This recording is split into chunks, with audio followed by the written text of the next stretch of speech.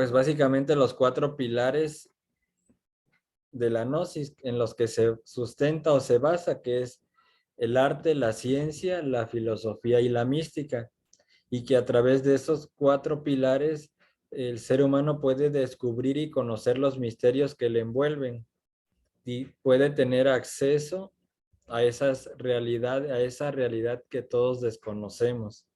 Ajá. Y obviamente a través de ellos, eh, pues saber el verdadero motivo de nuestra existencia, ¿sí? De ese tema uno, introducción a la gnosis, no sé si quieran comentar o preguntar algo.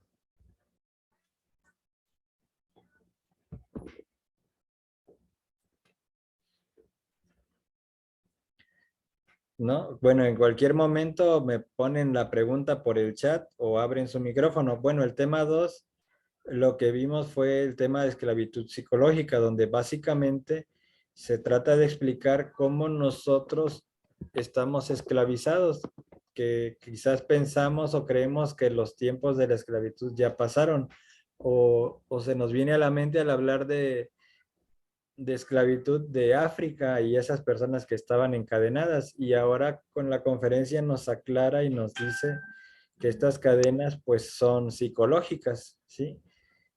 Que son ataduras psicológicas y que estamos esclavizados o apegados a muchas cosas, ¿sí? Pueden ser a personas, a objetos, puede ser como tal un vicio, puede ser a la tecnología. Y comentábamos básicamente que todo aquello que si en algún momento no lo tenemos y nos causa sufrimiento, quiere decir que a eso estamos apegados. Ajá. Y bueno, se dio ese tema, se dio en 2 partes y se habló, pues quizás no mucho, pero un poco de una manera extensiva del tema del apego y cómo estamos apegados a nuestros sufrimientos también, que es muy importante conocer esa parte de nosotros, que les invitaba a hacer una reflexión, a hacer una introspección y que ustedes trataran de darse cuenta a qué cosas del pasado siguen esclavizadas, siguen atadas y cómo eso no nos deja avanzar en muchas cuestiones de la vida. De ese tema no sé si quieran comentar o preguntar algo.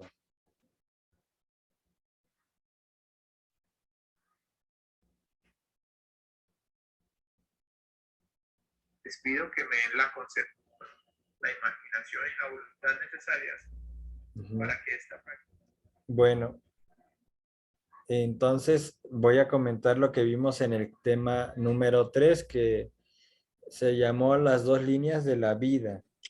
Aquí en las 2 líneas de la vida veíamos que existen la horizontal y la vertical, que estas constantemente se entrelazan en nuestro diario vivir y que esas circunstancias de la vida horizontal o como le llamamos nosotros el destino, pueden cambiar si nosotros modificamos nuestro nivel de ser o por decirlo de otro modo, nuestro nivel de conciencia.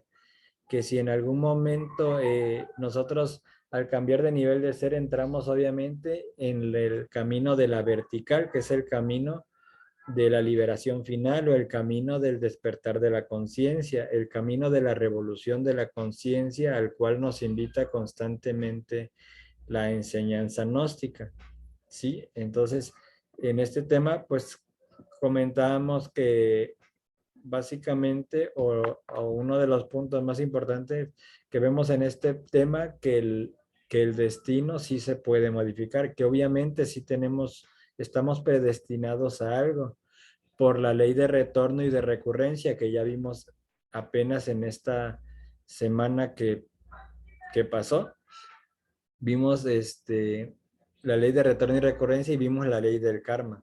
Como estamos regidos por esas leyes, nosotros ya traemos un destino, pero obviamente a través del conocimiento gnóstico nosotros podemos modificar esa y pasar de una vida totalmente horizontal a una vida eh, más espiritual que nos lleva a entrar en el camino o en la línea vertical, ¿sí? Que es el camino del despertar, como ya dije.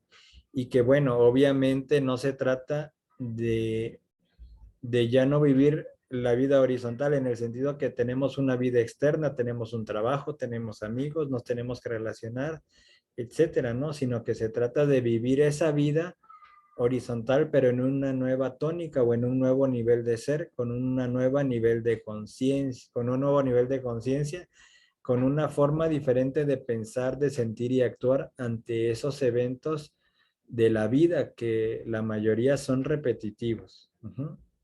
Esa es fue la conferencia 3. No sé si quieran comentar algo al respecto o preguntar.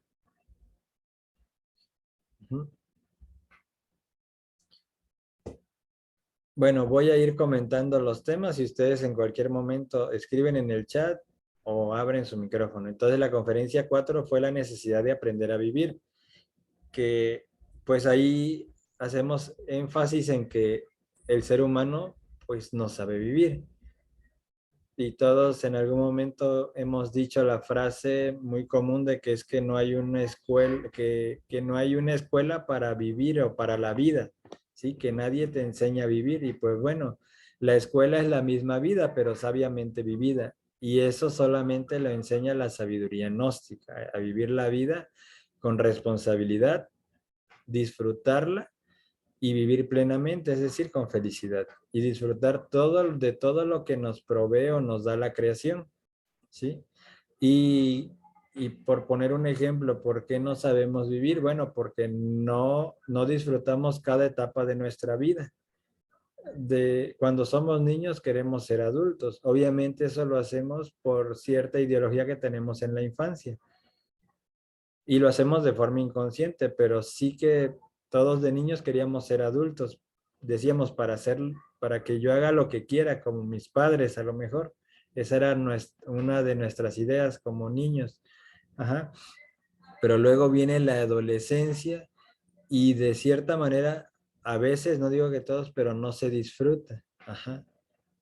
Llega uno a una etapa entre la adolescencia y entra la madurez y entonces empiezan a haber más responsabilidades en la vida.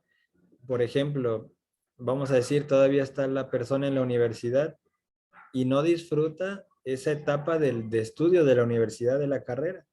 ¿Por qué? Porque está preocupado a lo mejor que si cuando termine la carrera si va a tener trabajo, porque ha visto las generaciones pasadas que salieron de esa carrera y no tienen trabajo, etcétera. Es decir, por estar pensando en un futuro que todavía no existe, que todavía no sabe qué va a pasar, no disfruta esa etapa.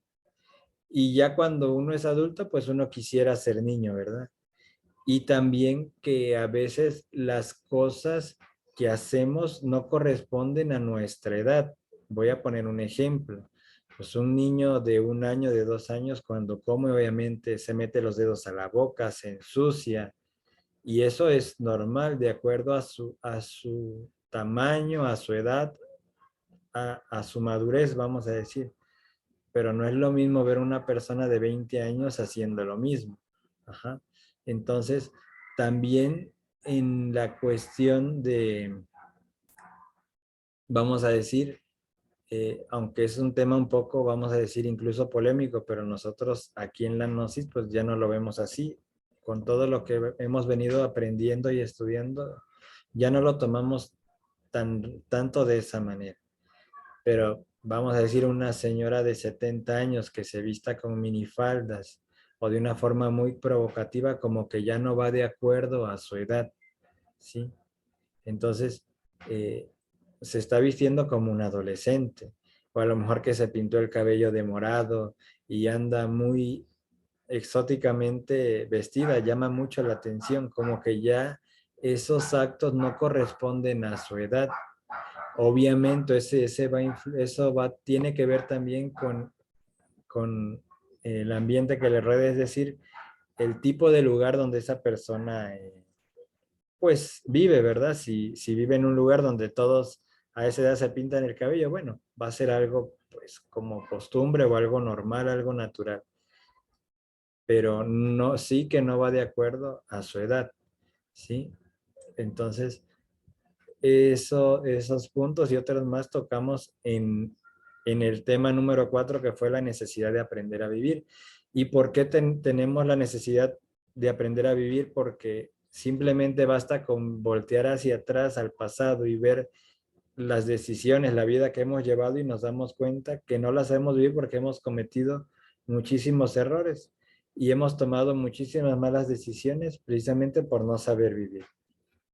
En muchos sentidos. Entonces, podemos tener 70, 80 años, 20 o 30 y no saber vivir, no saber incluso disfrutar la vida, ¿sí? Entonces, el tema 5, que se llama el ser y el saber, pues ahí lo que comentábamos es que una cosa es lo que sabemos, la información, el conocimiento que tenemos guardado de manera intelectual y otra cosa es lo que somos, ¿sí? No es lo mismo, no es como el ejemplo que se puso en ese momento. Un profesor que sabe de pedagogía, que sabe de educación, de educar pues a los niños, en este caso, o a los jóvenes, puede tener mucho conocimiento, maestrías, doctorados en educación, en pedagogía, pero eso no quiere decir que la persona sea educada. O decir, puede tener mucho conocimiento, pero ese conocimiento que tiene, en vez de hacerlo una mejor persona, lo puede hacer una persona soberbia, una persona necia, una persona con la que no se puede uno incluso convivir. ¿Por qué? Porque tiene tanto conocimiento y tiene tanto orgullo, tanta soberbia intelectual, que eso hace que a las personas, en vez de tratarla con esa educación que tanto conoce y con ese respeto, que las trate como inferiores. Entonces, una cosa es lo que sabe esa persona y una cosa es lo que es. A lo mejor es un buen profesor en el aula, pero llega a su casa con su pareja, con sus hijos y se transforma en un monstruo. Entonces, son dos personas diferentes. Ajá, entonces, lo que aplica en el aula o en la escuela no lo está aplicando en su casa. ¿Sí? Entonces, una cosa es lo que se sabe y otra cosa es lo que se es. También pusimos el ejemplo en el tema de los doctores. ¿Cuántos doctores ustedes conocen que sean saludables, que sean personas realmente sanas? Una cosa es que sepan, los doctores, los médicos saben mucho de medicina, saben mucho de enfermedad, pero de repente pareciera que no saben mucho de salud, porque no son lo que saben, no son personas sanas. ¿Cuántas personas, doctores, conocen ustedes que, que son alcohólicos, que fuman? Mientras ellos a cada paciente que atienden le dicen que deje de fumar, que deje de consumir alcohol, ellos lo hacen. Entonces, ahí no hay una congruencia entre lo que sabe y lo que se es. ¿Cuántos médicos con obesidad no conocen? Que padecen hipertensión, diabetes, ajá, enfermedades cardiovasculares, etcétera, un sinnúmero.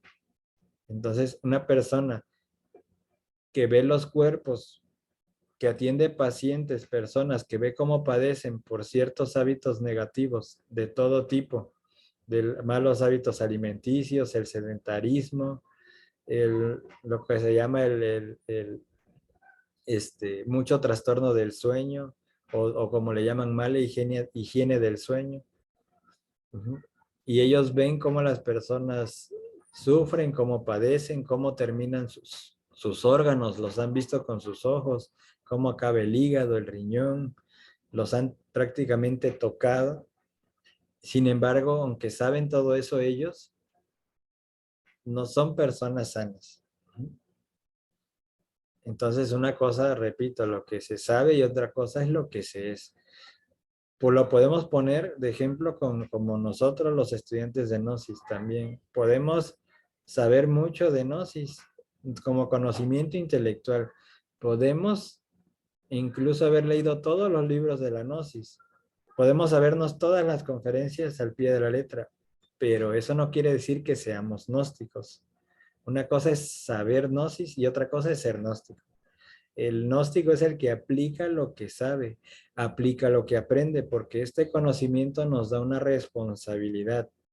El hecho de que conozcamos un poco más que las otras personas, que vayamos tomando conciencia de cierta forma, en cierto grado, de cosas que la mayoría de las personas desconocen, nos da una responsabilidad.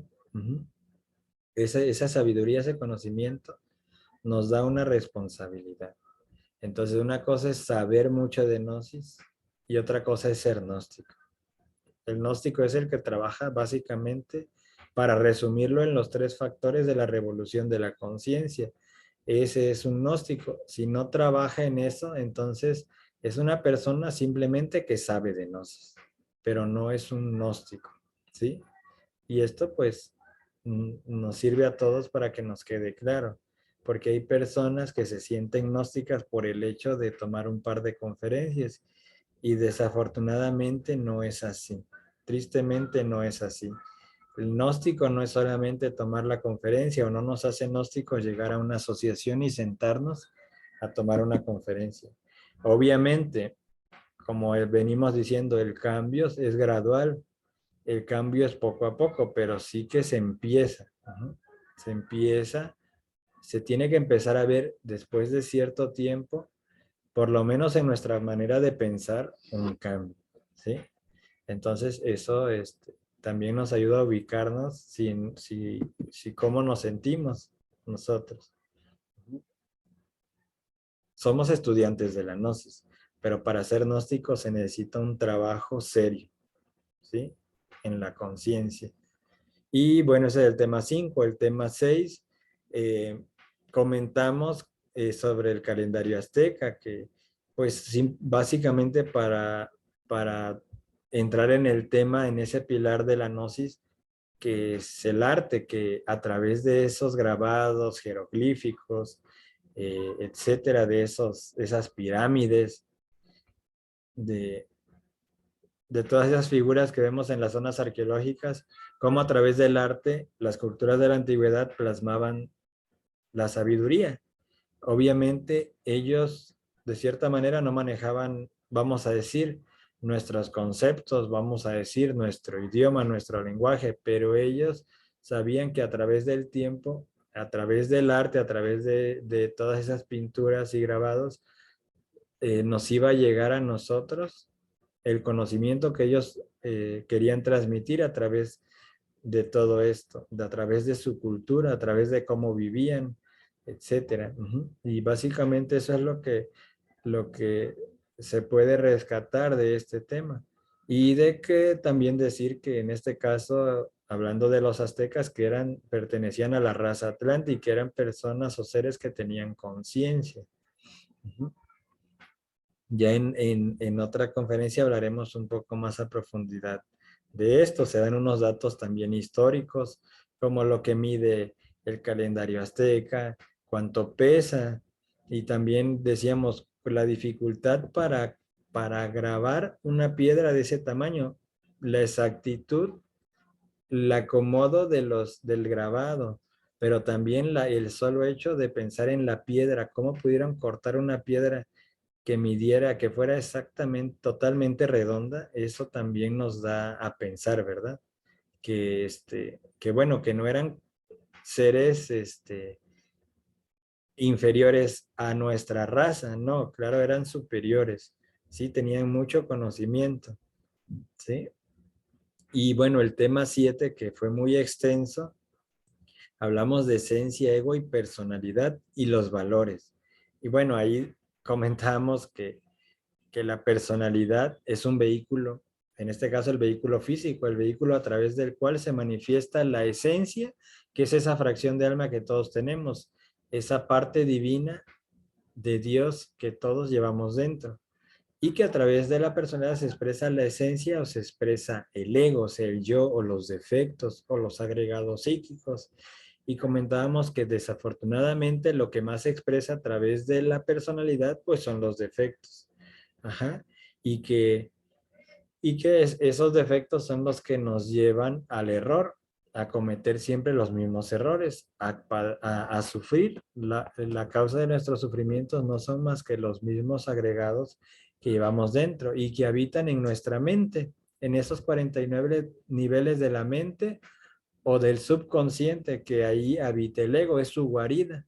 Entonces ellos, con una técnica que vamos a ver en la conferencia 17, que se llama la autoobservación, en esta conferencia vamos a hablar sobre cómo uno puede observar los pensamientos. Uno puede escuchar esa voz que te está diciendo, sí, contéstale, no, mejor no le digas, mejor ahorita quédate callado, mejor te conviene, no, mejor sí sal, no, mejor no le digas nada, miente.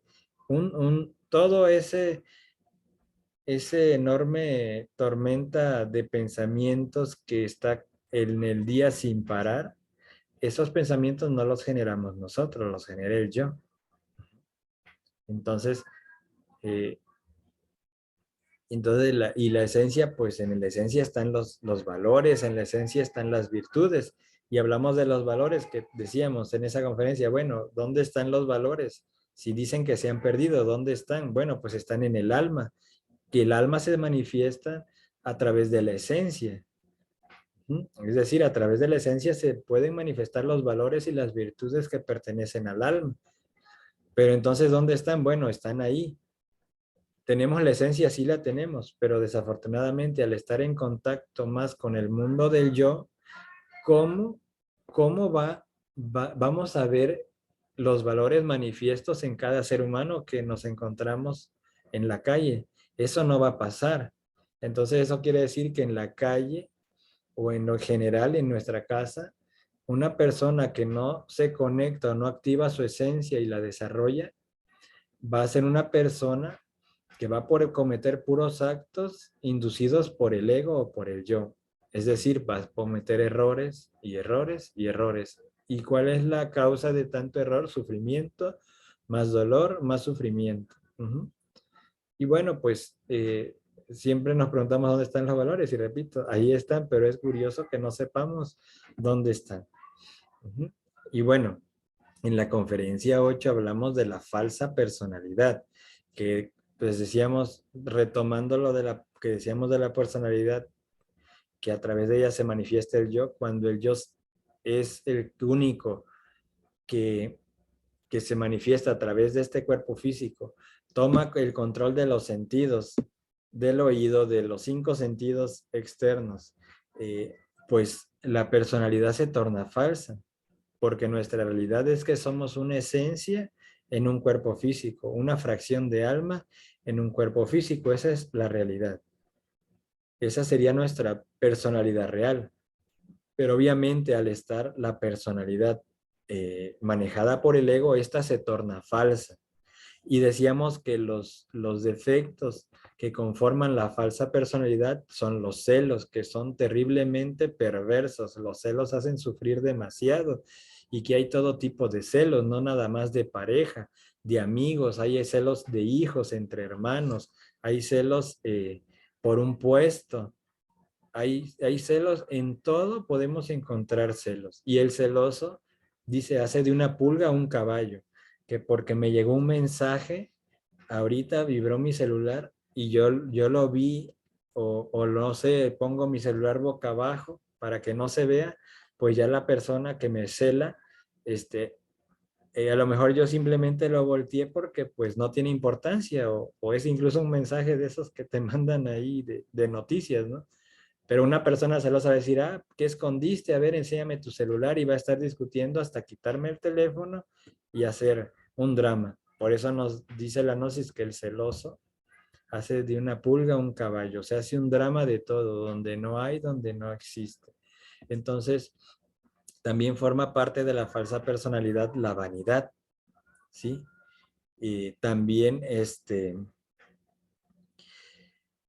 se me fue el nombre del otro defecto, pero bueno, los celos, la vanidad también causa mucho daño, porque aquel que, que pues tiene las posibilidades de arreglarse muy bien o que tiene un buen físico, eh, hace sufrir a los demás porque obviamente va a hacer presunción de su cuerpo, de su físico, de su cara, de que puede comprarse ropa cara y entonces con esa vanidad hace sufrir a los demás, pero al final esa personalidad de la vanidad pues es falsa, ¿sí? Porque está en manos de un yo. Es un yo que se está expresando a través de ella. Ajá. También está se me olvidaron los otros dos defectos. No sé si Julio me puede ayudar. No, no recuerdo. Es los celos, la vanidad, Ujú. La avaricia. no es la... Bueno, pero bueno, básicamente al hablar de la falsa personalidad, El amor propio, la ira. sí también tiene que ver el amor propio, pero es ay, cuando no es la necedad, El orgullo. Es la soberbia. ah, va por ahí, pero bueno, a ver si me Cerquita, vamos cerca. vamos cerca. Bueno, esa fue la conferencia 8. En la conferencia 9, que hablamos de la máquina humana y ya entramos en los 5 centros. Obviamente, los 5 centros también están desequilibrados y que están al servicio del yo, en este caso el centro intelectual. ¿Qué tipo de pensamientos tenemos? Por lo general son negativos. El centro emocional, ¿qué tipo de emociones tenemos? Hoy me estaba dando cuenta, bueno, no es nada, no hay nada nuevo bajo el sol, pero me estaba dando cuenta cómo nosotros todos constantemente cambiamos de emoción. O sea, tenemos tantas emociones en el día, pero cuando nos preguntan cómo están, decimos bien. Pero ¿qué emoción es estar bien? ¿Qué tipo de emociones? ¿En dónde clasificamos o qué nombre le ponemos al decir estoy bien? ¿Quiere decir estoy tranquilo? ¿Estoy en paz? No creo que estemos en paz. Siempre o estamos acongojados o estamos preocupados o podemos estar alegres, pero siempre hay una emoción. El decir estoy bien es simplemente una manera de contestar, pero no es una emoción el estar bien. Pero sí constantemente cambiamos. Sí, traten de observar eso y siempre cambia nuestra emoción. A veces estamos sorprendidos, a veces estamos aburridos y a veces no tenemos ganas de hacer nada, etcétera. Entonces, constantemente estamos cambiando de emoción, pero no es una emoción superior, sino son emociones del ego. Entonces llevamos intelectual, emocional, el centro motor. ¿Quién maneja nuestro centro motor? Si nuestros actos, todos los hábitos, todo lo que hacemos son mecánicos, entonces está tomado también por el yo. Ustedes, por ejemplo, ¿se han dado cuenta cómo caminan? ¿Cómo dan el paso? Si con un pie dan el paso más largo que con el otro. Si hay una rodilla que flexionan más cuando caminan. Si un pie se va como hacia adentro del lado, ya ven que hay unas personas que gastan el zapato de un lado, obviamente el pie no lo dan, no pisan con toda la planta, sino pisan de un lado, pero a veces ni siquiera nos damos cuenta cómo caminamos, no tenemos esa conciencia. ¿Por qué? Porque hacemos nuestros actos, son mecánicos, como el caminar es un hábito mecánico. Yo simplemente me paro de aquí y camino, pero no tengo conciencia de ello. Entonces, cuestiones como esta, cuando nos cepillamos los dientes, lo hacemos con la derecha, si somos derechos, pero si mañana nos levantamos o al rato después de cenar nos cepillamos con la mano izquierda, van a ver que vamos a ser conscientes por un momento de qué forma y que a lo mejor nos es más difícil. Pero los hábitos, los actos mecánicos están también influidos por el yo, en este caso por el centro, cuando toma control del centro motor. El centro instintivo también, ¿qué pasa? Que tenemos muy fácil el sueño, ya tenemos sueño, pero queremos seguir viendo la película, la novela, las noticias o viendo el celular y nuestro centro instintivo nos está diciendo que ya te tienes que dormir. ¿Por qué? Porque te arde la vista, porque te lloran los ojos, porque estás bostezando. Y nosotros, al no hacer caso al centro instintivo, pues lo atrofiamos. También con la cuestión de la comida, el cuerpo nos dice cuando ya tenemos hambre, nosotros no decimos voy a tener hambre a tal hora. Sobre todo si no tenemos un horario para comer, que es lo más común, nuestro cuerpo no sabe incluso a qué horas va a comer. Ajá. Pero ¿qué pasa? Se desequilibra el centro instintivo en el aspecto de la comida y ahora comemos y comemos y ya de repente el estómago no nos dice ya te llenaste, sino que podemos seguir comiendo y comiendo y no sentirnos satisfechos, ¿sí? ¿Por qué? Porque el centro instintivo también lo toma el control el yo. Entonces vean cómo todos nuestros centros están desequilibrados. Y bueno, el centro sexual también, que decíamos que no se refiere al sexo como tal. Decir el centro sexual quiere decir que básicamente su característica es que el centro sexual acepta o rechaza. Nosotros aceptamos a una persona que quiere platicar con nosotros por primera vez porque el centro sexual lo está aceptando, no soy yo. Yo creo que soy yo, pero no es el centro sexual. Es esa famosa química. Porque el centro sexual dice, bueno, aquí hay una posibilidad de relacionarse. Como amistad, como novios, como el centro sexual dice, oye, como que aquí nos podemos casar. O aquí puede haber algo.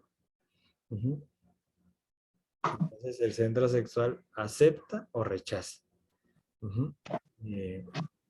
Y bueno, el tema 10 hablamos del equilibrio de los centros, que es hablar de los centros, pero cómo se desequilibran y cómo este desequilibrio de los centros ocasiona enfermedades. Y que cada centro, cada uno de los 5 centros o 3 cerebros tiene una vitalidad, o por decirlo de otra manera, tiene una pila. Si se le gasta la pila al centro intelectual, ¿cuál es la consecuencia? Que va a haber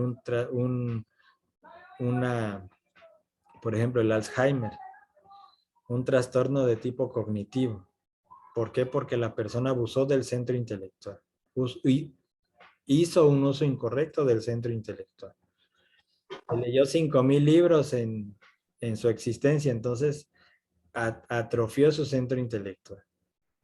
Entonces, el equilibrio de los centros dice, sí, tienes que leer, pero a una lectura que sea edificante, que eduque, que sea algo, no leer el periódico, las revistas estas de chismes, eso no construye nada, eso destruye el centro intelectual. Entonces, activar también el emocional con una buena música, con una meditación, con una relajación, como lo hacemos todos los días.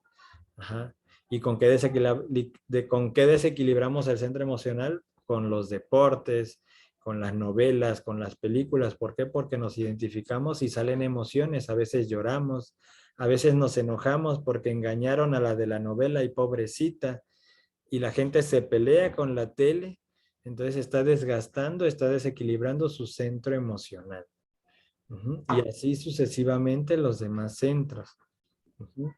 Ahorita vamos en el tema 10. El tema 11 comentamos los 3 aspectos del interior de la Tierra, que dijimos que el interior de la Tierra tiene 3 aspectos. Una zona supradimensional, la zona mineral como tal física, la Tierra, y las infradimensiones. Y básicamente lo que podemos comentar así es que nos quede esa parte de la conferencia de que esos mundos internos o esas dimensiones superiores o supradimensiones están dentro de nosotros, aquí. Como aquí sí, aquí sí nosotros como al rato nos sentamos, cerramos los ojos, relajamos la mente, que llegue a una quietud, a una paz mental, y entonces al haber esa quietud mental, inmediatamente a través de la esencia, se conecta con el ser y se conecta con las dimensiones superiores. Pero yo estoy aquí sentado en la sala de mi casa. Entonces quiere decir que las dimensiones superiores están aquí dentro de nosotros. Y las infradimensiones también. ¿Por qué? Porque yo puedo estar aquí sentado también y estar pensando en aquella persona que me hizo no sé qué el año pasado y que la vi, que me voy a parar allá afuera en la esquina, esperarlo a que pase para darle una golpiza.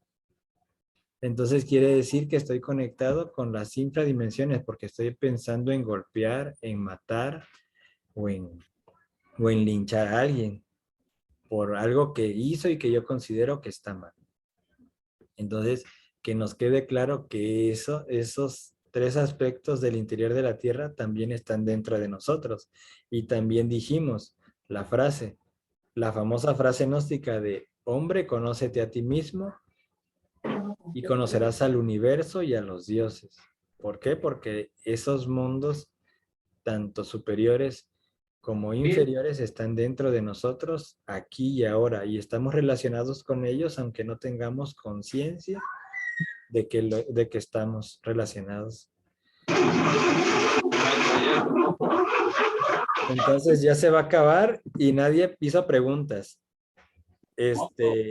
Nos conectamos ahorita que se corte, por favor, aunque sea otros 10, 15 minutos. Y bueno, espero que hagan una pregunta porque ese era el objetivo de esta reunión. Ajá. Ahorita, bueno, el tema 12 lo acabamos de ver. Ahorita les voy a comentar algo del tema del karma que se me pasó y es bien importante ahorita que iniciemos otra vez. ¿Sale? Bueno, ahorita nos vemos en unos